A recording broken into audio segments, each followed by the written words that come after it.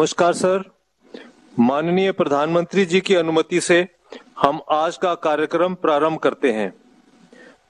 मैं अब माननीय पेट्रोलियम और प्राकृतिक गैस तथा इस्पात मंत्री श्री धर्मेंद्र प्रधान जी से निवेदन करता हूं कि वे इस अवसर पर स्वागत भाषण दें।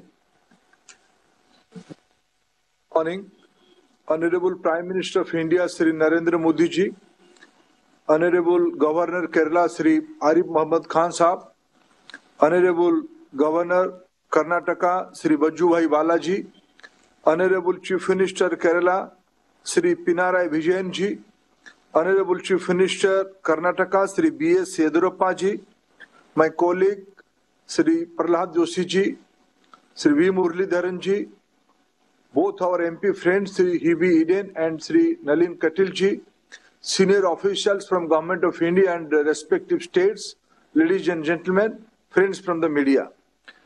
Today is a historic day. Honorable Prime Minister has given us time to dedicate an ambitious national project. This project has been envisioned and conceptualized a decade ago. 450-kilometer gas pipeline starting from Kerala to Karnataka and Tamil Nadu.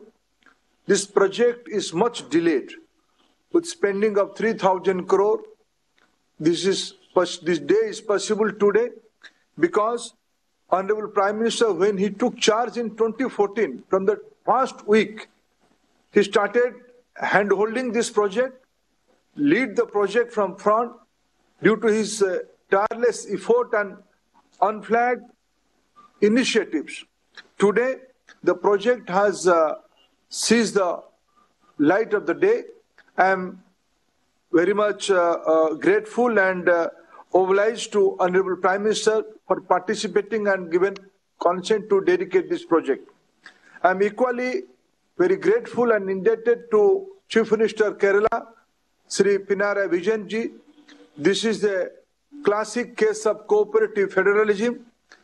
Unless Government of Kerala has extended the kind of support they have given us, this project would not have been completed. I am grateful to Shri Pinarayi Vijayan, Honorable Chief Minister of Kerala. I am equally grateful to Shri V.S. Yedurappa ji, Honorable Chief Minister of Karnataka. Due to his active cooperation and his government's effort, this project we could complete. Friends, today is a historic day because this project has its international ramification. When Prime Minister addressed the global citizen in 2015 in the COP21, though India is not a major pollutant country, but as a responsible global leader, Prime Minister Modi placed in front of global community. India will reduce its carbon emission. We will have a green pathway, decarbonized pathway. This was not mere assurance. This was not mere a slogan. This was a clear-cut, there was a clear-cut roadmap, there was a clear-cut vision for that. When Prime Minister was Chief Minister of Gujarat, he created a gas-based economy in the state of Gujarat. Today, friends, we all will be proud. Today, when in the energy mix of the global energy consumption, natural gas is around 24%. In India, national average is 6%, which we have a vision to augment it up to 15%. But in decades ago, Prime Minister Modi, as Chief Minister of the state, has implemented the gas-based economy. The mix percentage is 26%, which is 2% above than the global average. Where our government is committed for ease of living, is not only the targets, billions dollars has been spent on this project. On gas pipeline, we have ambition to double the gas pipeline, LNG terminals, city gas network. We are committed to have a green pathway, decarbonized pathway. I am grateful to all the dignitaries, those who have participated in this auspicious day. I am welcoming all of you. Thank you, friends.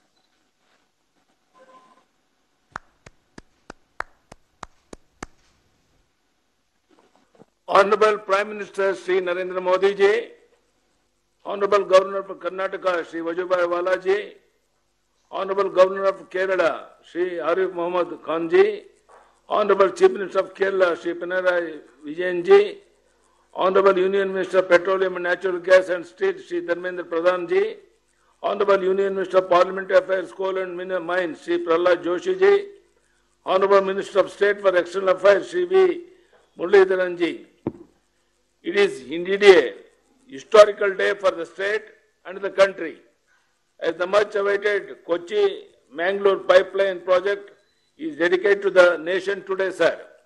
I congratulate the Honorable Prime Minister for launching the ambitious project in line with target of increasing the use of natural gas to 15% by 2030, sir. The project will benefit households, commercial establishments and industries of Udupi and Dakshina Kannada district of Karnataka. The pipeline intends to supply piped natural gas to about 4 lakh houses for the domestic cooking purpose, along with commercial establishment, industries, etc. It will also supply compressed natural gas to vehicles in the transport sector through city gas distribution projects in Dakshina Kannada and Udupi, sir. It will also cater to eco-friendly fuel requirements of power plants and fertilizer plants in the industrial areas and SEZs. I am happy that the project is successfully completed despite of several challenges. In the whole, Bangalore pipeline is already functioning and is catering to 25,000 households in Bangalore. Infrastructure to connect 1,68,000 households has been developed in Bangalore alone. About 2.80 lakh people have registered to avail the connections. The natural gas is not only economic but also eco-friendly fuel. Natural gas is one of the cleanest modern day fuels for the industrial and domestic use. This will help in industrial growth and generation of employment opportunities, sir. I am immensely pleased to be a part of this notable event, which will enhance the wide usage of the natural gas connections in the near future.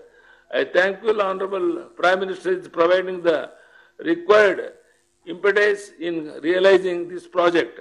I am sure that under your able guidance, India will make great strides in becoming a gas-based economy. Thank you, sir. Dhanyavad. Namaskar.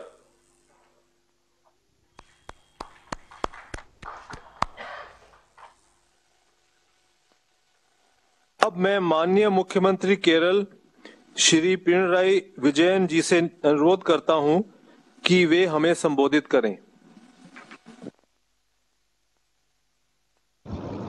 Honorable Prime Minister and other dignitaries, greetings to you all. Back in September 2014, due to several obstacles, GAIL had to stop all works related to this pipeline in Kerala. Therefore, completing this pipeline was one of our major election promises. We sought to clear all obstacles by proactively addressing the genuine concerns of the people. GAIL authorities also stood by us in making this project come to life. All this juncture, I am extremely happy that our combined efforts have borne fruit. As a government that is committed to staying true to the will of the people, we are content to have delivered on a promise that will significantly improve the quality of life of the people in the state of Kerala.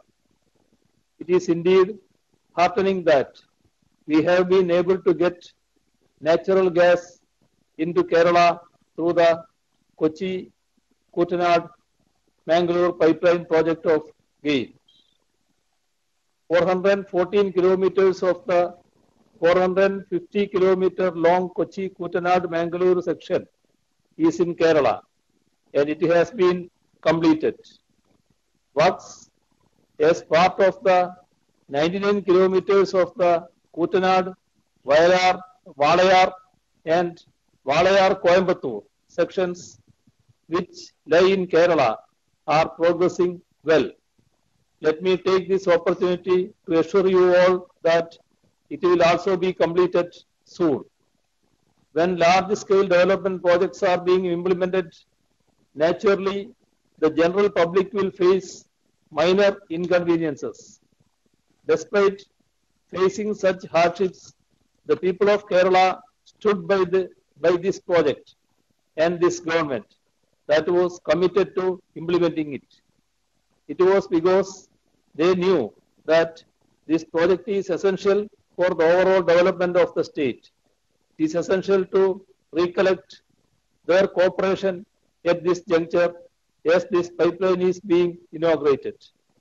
The pipeline has been completed after having overcome several roadblocks like court cases and protests. It was a daunting task to lay the pipeline through thickly populated areas, hills and water bodies. Yet, the officials of GAIL were steadfast in their mission and they deserve to be congratulated. The various district administrations, departments and the police force in the state also need to be recognized for having cleared the various hurdles that emerged along the way and paved the way for the smooth completion of this project. Severe challenges were posed by the historic floods of 2018, viruses like Nipah and the ongoing COVID-19 pandemic. Yet, workers toiled to complete this project on time. At this juncture, I salute them and commend their dedication. This pipeline will help us to develop the city gas distribution network and thereby increase the availability of natural gas in Kerala for domestic consumption. It will also play a pivotal role in the renovation of FACT and realization of the upcoming petrochemicals park. Therefore, I hope that the GAIL pipeline will serve as an enabler in the growth of the energy sector in Kerala in particular and the overall development of the state in general. I conclude by extending greetings to you all. Thank you.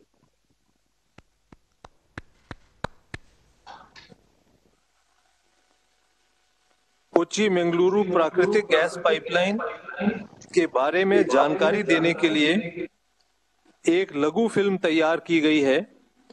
निवेदन है कि ये film चलाई जाए।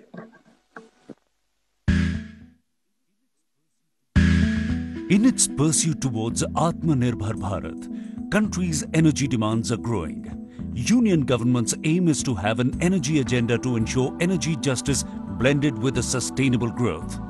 The country is moving towards a gas-based economy and is working towards increasing the share of natural gas from 6.3% to 15% in the energy mix in coming years to ensure cleaner, greener and more inclusive future for India. सरकार gas based economy के सभी आयामों पर ध्यान दे रही है।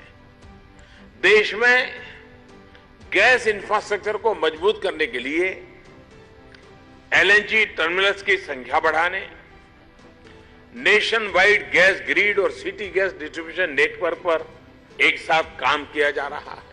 We are witnessing a quantum leap in this saga of natural gas. Kochi, the port town of Kerala, is now being connected with Mangaluru, another port city in Karnataka. Kochi-Mangaluru pipeline is a part of Government of India's ambitious plan to connect these states with national gas grid to reap the benefits of gas-based economy. This 450-kilometer-long pipeline is designed to transport 12 million metric standard cubic meters per day of natural gas and is laid at a cost of rupees 3,000 crore. The LNG imported at Kochi is regasified to provide the state of Kerala and coastal Karnataka uninterrupted clean energy and affordable fuel. Households and commercial units would be served with piped natural gas and transport sector across 10 districts. This will improve air quality of the cities, gas pipelines eliminate the need of moving fuels through road tankers and reduce the congestion on roads. The pipeline offers clean industrial fuel and feedstock for the petrochemical and fertilizer sectors and provides an opportunity for multiple gas-based industries to emerge, thus creating innumerable direct and indirect job opportunities. The pipeline project itself created over 12 lakh man-days of employment during the construction. Laying of this 30-inch and 24-inch pipeline amidst highly populated habitations, squeezed right-of-use passages, tough terrains, rocky areas, hillocks. Water bodies posed complex challenges which were handled innovatively by use of advanced technology. This pipeline augurs a sparkling future by bonding states and fueling economy. Prime Minister Shri Narendra Modi ji dedicates this GAIL India Limited's magnificent venture of Kochi-Mangaluru natural gas pipeline to the nation today.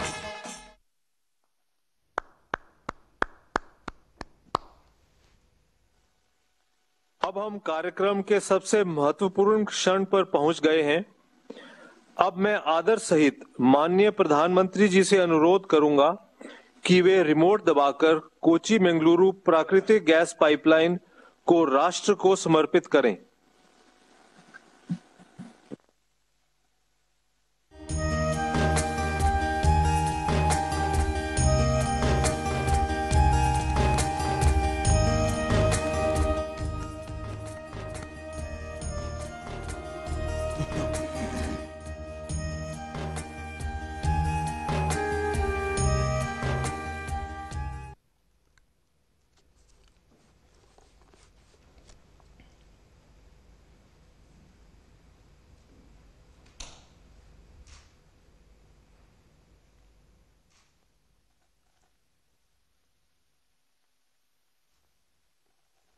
नमस्कार।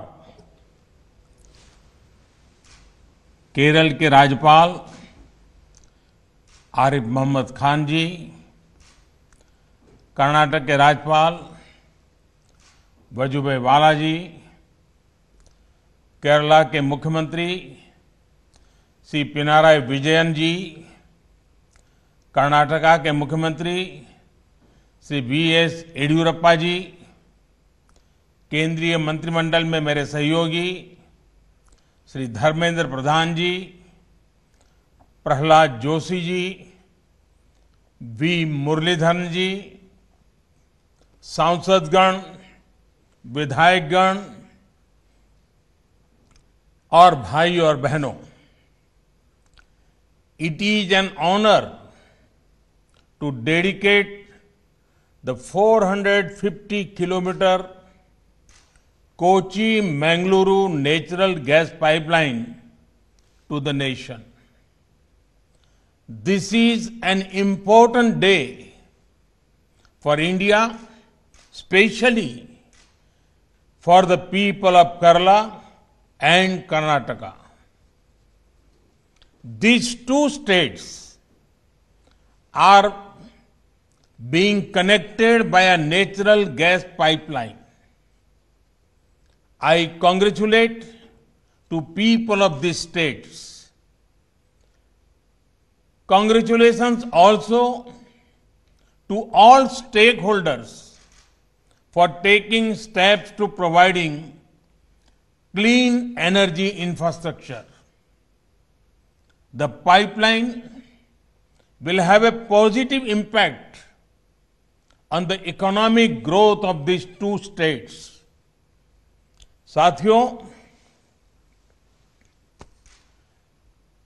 Kochi Mangaluru pipeline इस बात का बहुत बड़ा उदाहरण है कि विकास को प्राथमिकता देते हुए सभी मिलकर काम करें तो कोई भी लक्ष्य असंभव नहीं। ये प्रोजेक्ट से जुड़े लोग जानते हैं कि इंजीनियरिंग के लिहाज से इसे पूरा करना कितना मुश्किल था। प्रोजेक्ट में कई दिक्कतें भी आई, लेकिन हमारे श्रमिकों हमारे इंजीनियरों, हमारे किसानों और राज्य सरकारों के सहयोग से ये पाइपलाइन पूरी हुई।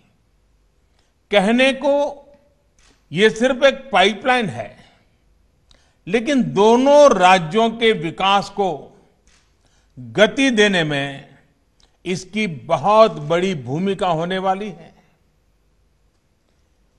क्यों आज देश गैस बेस्ड इकोनॉमी पर इतना बल दे रहा है? क्यों one nation one gas grid पर इतनी तेजी से काम हो रहा है? क्यों आत्मनिर्भर भारत के लिए गैस बेस्ड इकोनॉमी का तेजी से विस्तार बहुत जरूरी है? वो सिर्फ इस एक पाइपलाइन के फायदों से समझ आ जाएगा।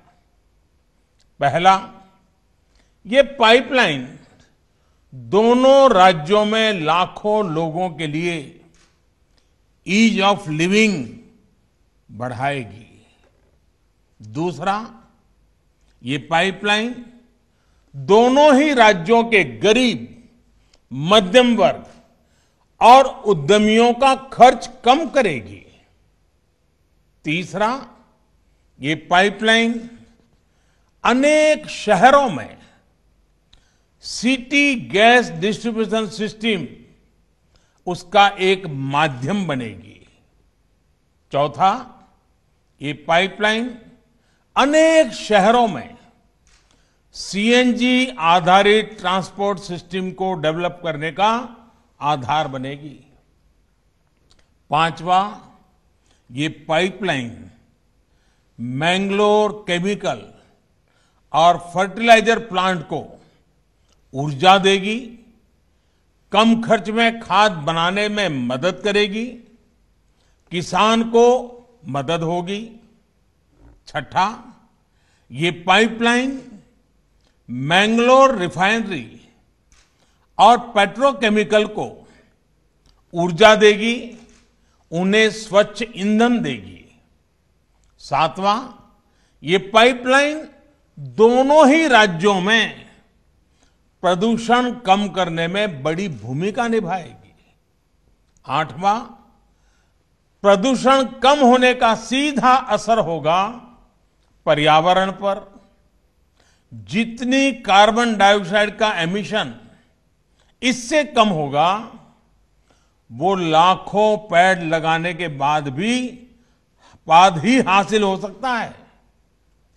साथियों, नवा लाभ ये कि पर्यावरण बेहतर होने से लोगों की सेहत भी अच्छी रहेगी, बीमारी पर होने वाला उनका खर्च भी कम होगा।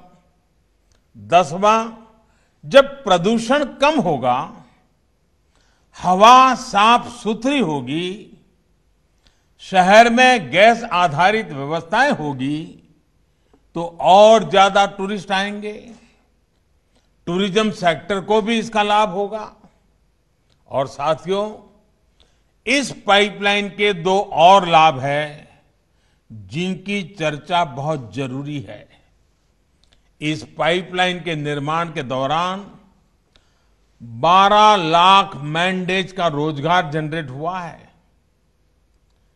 पाइपलाइन के शुरू होने के बाद भी रोजगार और स्वरोजगार का एक नया इकोसिस्टम केरला और कर्नाटका में बहुत तेजी से विकसित होगा।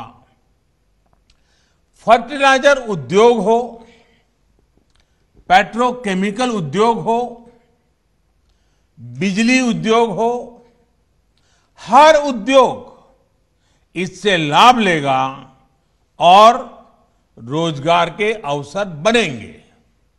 साथियों, इस पाइपलाइन का एक और बड़ा लाभ पूरे देश को होगा। जब ये पाइपलाइन पूरी क्षमता से काम करना शुरू कर देगी, तो देश की हजारों करोड़ की विदेशी मुद्रा ये खर्च बच जाएगा। भारत COP21 के लक्ष्यों को लेकर जिस गंभीरता से काम कर रहा है, ये प्रयास हमें उसमें भी मदद करेंगे। साथियों, दुनिया भर के एक्सपर्ट्स का कहना है कि 21वीं सदी में जो भी देश अपनी कनेक्टिविटी पर और क्लीन एनर्जी पर सबसे ज्यादा जोर देगा, तेजी से काम करेगा, वो तेजी से नई ऊंचाई पर पहुंचेगा। आज आप जिस भी फ्रंट पर देखें, highway connectivity, railway connectivity, metro connectivity, air connectivity, water connectivity, digital connectivity या फिर गैस कनेक्टिविटी, भारत में जितना काम अभी हो रहा है, एक साथ इतने सभी क्षेत्रों में उतना पहले कभी नहीं हुआ। एक भारतीय के तौर पर यह हम सभी का सौभाग्य है कि हम ये होते हुए अपनी आंखों से देख रहे हैं। हम सभी विकास के इस नए आंदोलन का हिस्सा है। भाइयों और बहनों, पिछली शताब्दी में भारत जिस भी रफ्तार से चला, उसकी अपनी वजह रही है। मैं उनके विस्तार में नहीं जाना चाहता, लेकिन इतना तय है कि आज का युवा भारत दुनिया पर छा जाने के लिए अधीर भारत अब धीरे नहीं चल सकता। इसलिए ही बीते वर्षों में देश ने स्पीड भी बढ़ाई और स्केल भी बढ़ाया, साथ साथ स्कोप भी बढ़ाया। साथियों, भारत की नई पीढ़ी का एक अच्छा गुण है कि वो तथ्यों के आधार पर चीजों को परखती है और उसकी सफलता विफलता को तुलनात्मक रूप में भी एनालाइज करती है और हर एक बात को तर्क के आधार पर, तथ्य के आधार पर स्वीकार करती है। भारत में गैस बेस्ड इकोनॉमी को लेकर अभी जो काम हो रहा है, उसमें भी कई तर्क और तथ्य बहुत ही महत्वपूर्ण है। साथियों, हमारे देश में पहली inter state natural gas pipeline 1987 में कमीशन हुई थी। पहली पाइपलाइन 1987 में कमीशन हुई थी। इसके बाद 2014 तक, यानी 27 साल, 27 इयर्स में भारत में 15,000 किलोमीटर नेचुरल गैस पाइपलाइन बनी। आज देश भर में पूरब, पश्चिम, उत्तर, दक्षिण 16,000 किलोमीटर से ज्यादा नई गैस पाइपलाइन पर काम चल रहा है। ये काम अगले 4-6 साल में पूरा होने वाला है। आप कल्पना कर सकते हैं, जितना काम 27 वर्षों में हुआ, हम उससे ज्यादा काम उसके आधे समय में करने का लक्ष्य लेकर चल रहे हैं। साथियों, इसी तरह एक और उदाहरण है सीएनजी स्टेशन का। हमारे देश में पहला सीएनजी स्टेशन 1992 के आसपास शुरू हुआ था। साल 2014 तक 22 साल में हमारे देश में सीएनजी स्टेशनों की संख्या 900 से ज्यादा नहीं थी, 900 से ज्यादा नहीं थी। जबकि पिछले 6 वर्षों में 1500 के करीब नए सीएनजी स्टेशन शुरू हुए हैं। अब सरकार इस लक्ष्य पर काम कर रही है कि देश भर में सीएनजी स्टेशनों की संख्या को 10,000 तक पहुंचाया जाए। अभी जो ये पाइपलाइन कमीशन हुई है, ये भी केरला और कर्नाटका के अनेक शहरों में 700 सीएनजी स्टेशन खोलने में मदद करेगी। साथियों, एक और दिलचस्प आंकड़ा है पीएनजी कनेक्शन का। रसोई में पाइप से जो गैस पहुंचाई जाती है उसका 2014 तक हमारे देश में सिर्फ 25 लाख पीएनजी कनेक्शन थे। मतलब कि घरों में पाइपलाइन से गैस 25 लाख। आज देश में 72 लाख से ज्यादा घरों की रसोई में पाइप से गैस पहुंच रही है।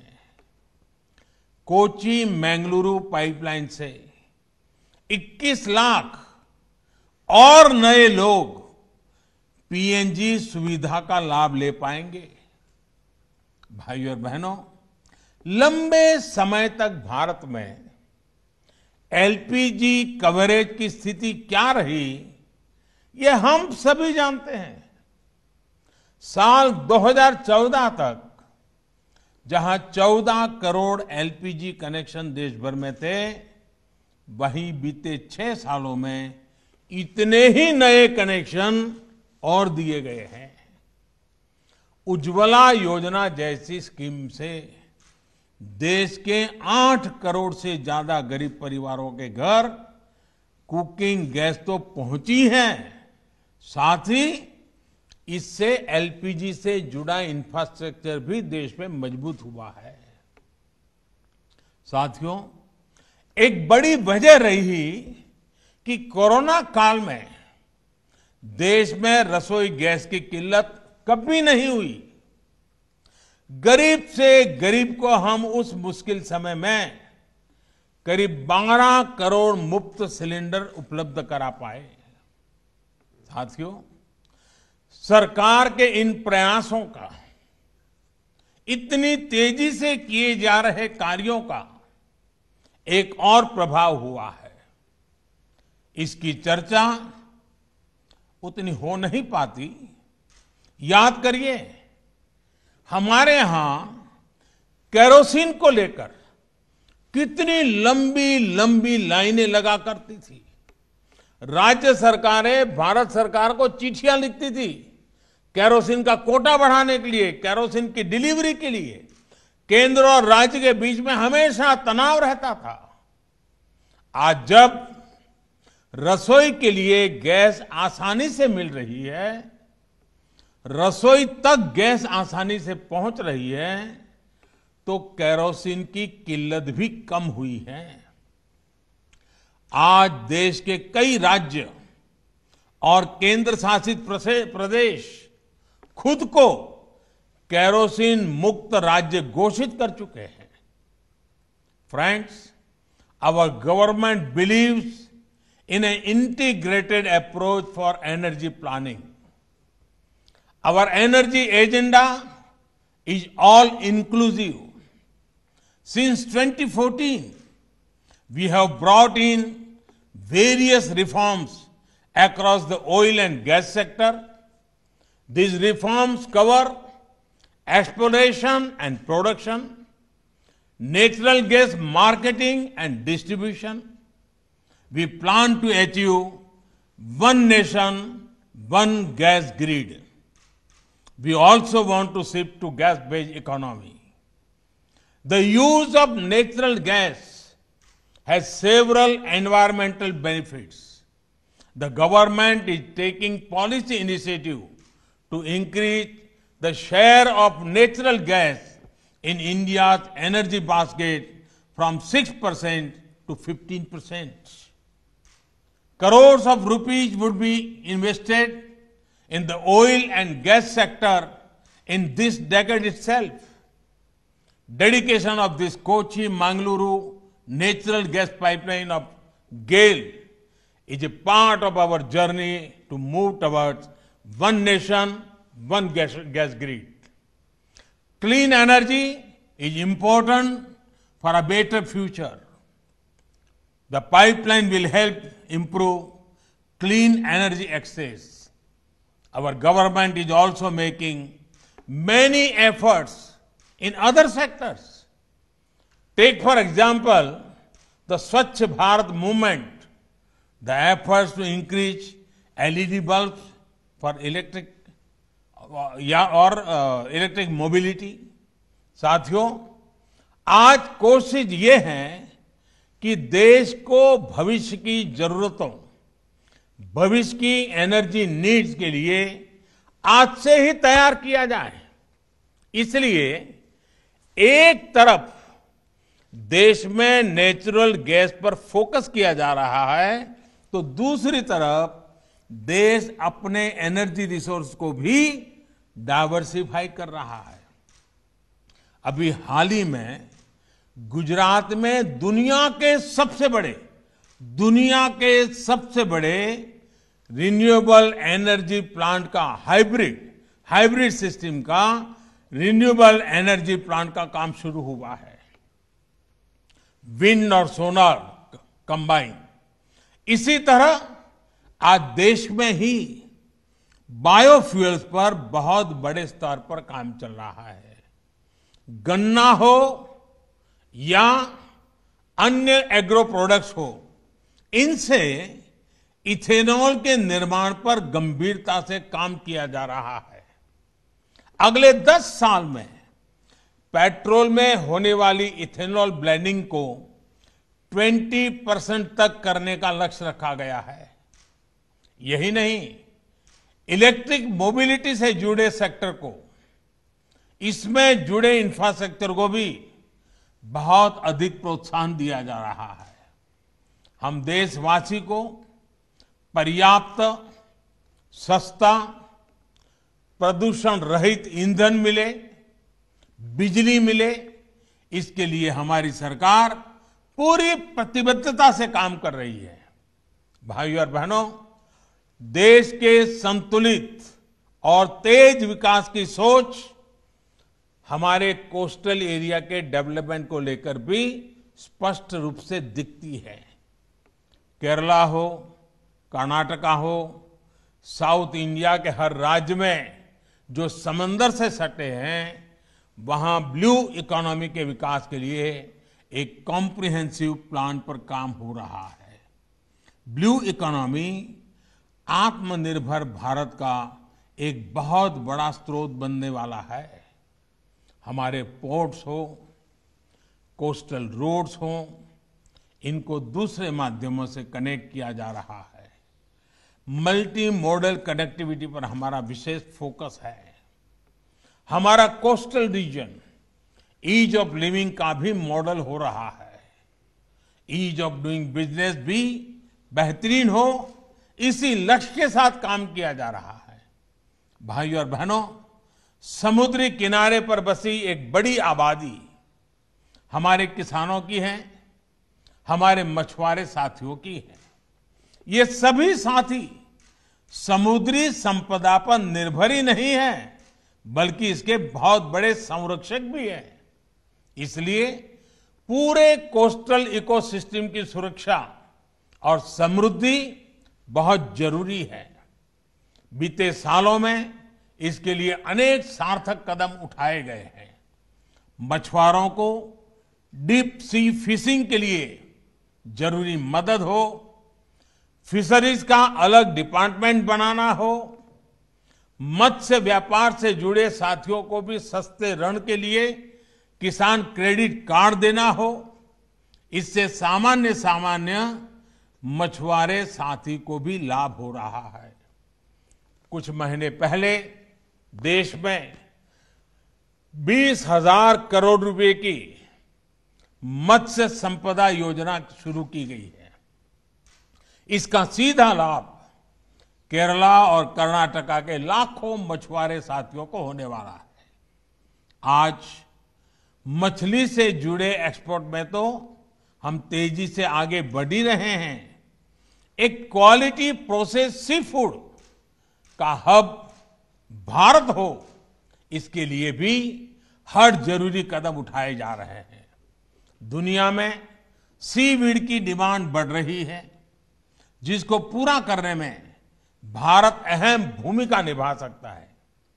सीवीड फार्मिंग के लिए किसानों को जितना प्रोत्साहन मिलेगा, उतनी ही तेजी से इस क्षेत्र में भी हम आगे बढ़ेंगे। हम एकजुट होकर संकल्पित भाव से काम करेंगे, तभी हम हर राष्ट्रीय लक्ष्य को तेजी से हासिल कर पाएंगे। एक बार फिर कोची मंगलुरु गैस पाइपलाइन के लिए केरला और कर्नाटक के सभी नागरिक भाइयों बहनों को, इस काम से जुड़े हुए सभी महानुभावों को अनेक अनेक बधाइयां देता हूं, बहुत बहुत बधाई देता हूं। धन्यवाद।